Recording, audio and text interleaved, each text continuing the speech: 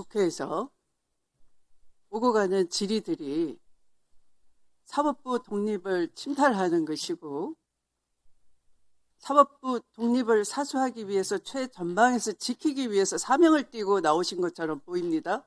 맞습니까? 저는 그렇지 않습니다. 아까도 처음 말씀드린 답변이 것처럼 계속 그렇습니다. 저는 국회와 협력을 왜 굉장히 중요하게 생각합니다. 대법관 증언이 필요한지 아까 그 7만 페이지 기록 볼 수 없는데 국민이 생각하기에는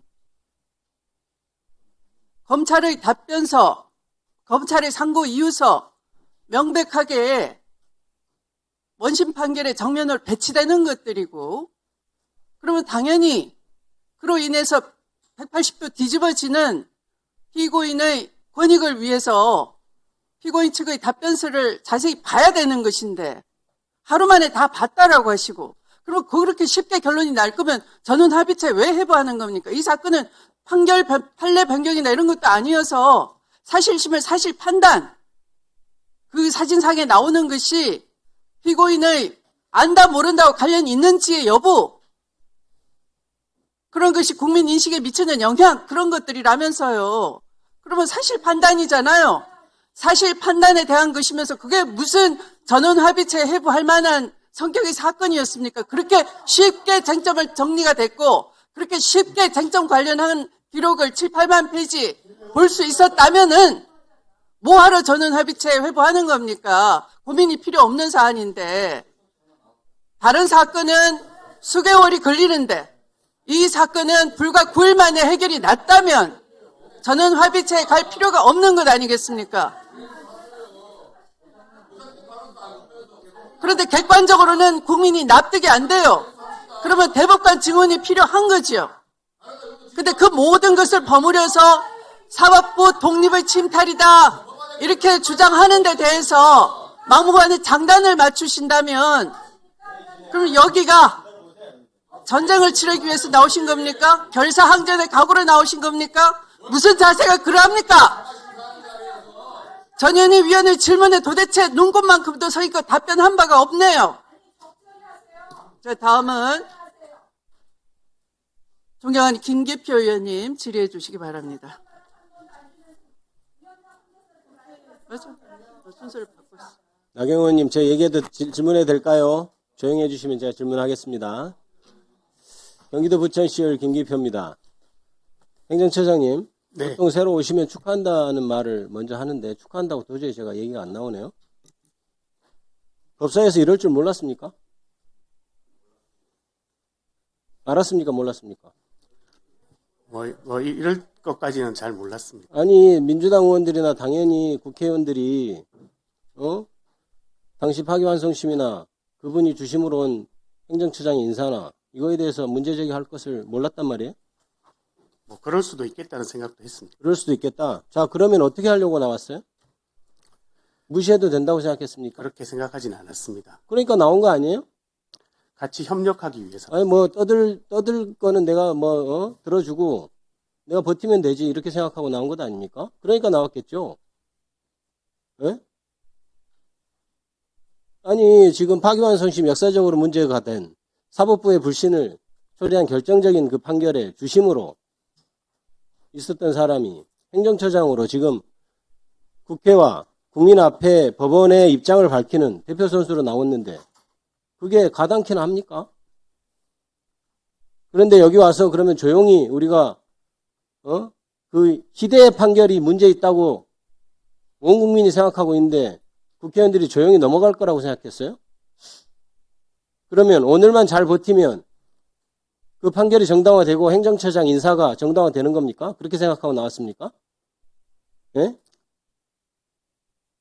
법원 행정처장 맡으라고 했을 때 느낌이 어떻던가요? 좋던가요? 내가 법원의 사법부의 2인자가 된다. 드디어 됐구나. 좋던가요? 공직자인 자기가 원하는 대로만 할 수는 없다고 생각합니다. 고사할 수도 있죠.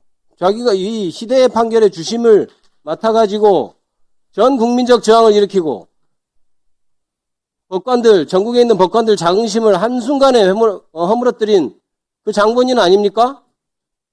그 사람이 지금 법원을 대표해 나와가지고 국민 앞에 서 있다는 것 자체가 다시 한번 현장에서 일하는 법관들을 다시 죽이는 일이고 자긍심을 잃게 하는 일 아니에요?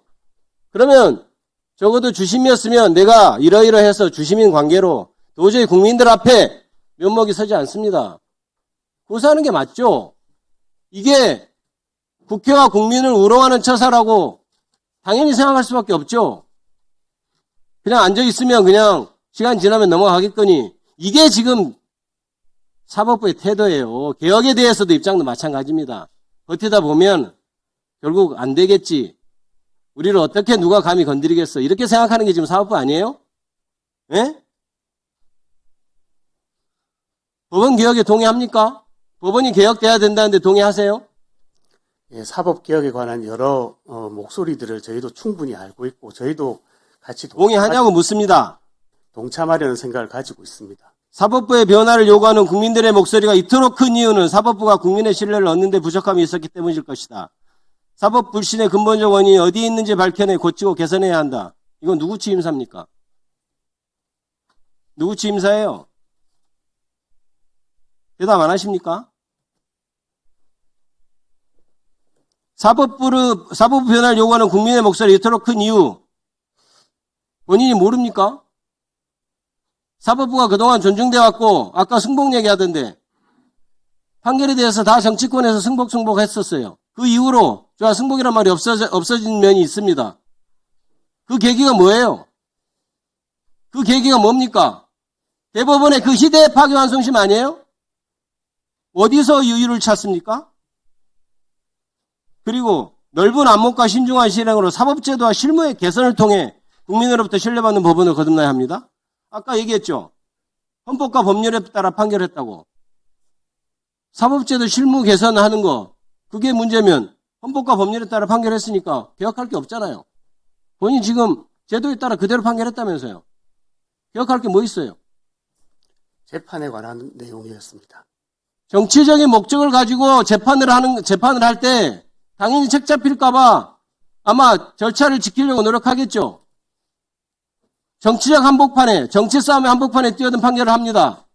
그 자체가 옳은 겁니까? 헌법과 법률을 지켰다고 정당화되는 거예요? 본인이 와서 지금 헌법과 법률에 따라 재판을 했다고 얘기하는 걸로 다 면죄부가 나오는 겁니까? 그게 지금 대법원 사법부를 대표해서 나온 사람이 대답할 일입니까, 그게? 당장 사퇴하세요. 어디서 여기 와서 답변을 하고 있습니까? 자격이 없어요. 우리 법사위원회에서 성명 냈잖아요. 사법부의 불신, 누구한테 유리하고 불리한 판결을 얘기하는 게 아니에요. 지금까지 건국된 이후에 사법부의 신뢰, 우리가 그것만을 지키고 우리가 사법부의 권위, 그걸 지키려고 노력했는데 한순간에 무너진 게 어떤 겁니까? 그 대법원 판결이에요. 그 대법원 판결 주심을 맡았고 그 대법원 판결 주심 뿐만 아니고 다른 대법관들이 과연 기록을 제대로 봤는지에 대해서 국민들은 의구심을 갖고 있고 아무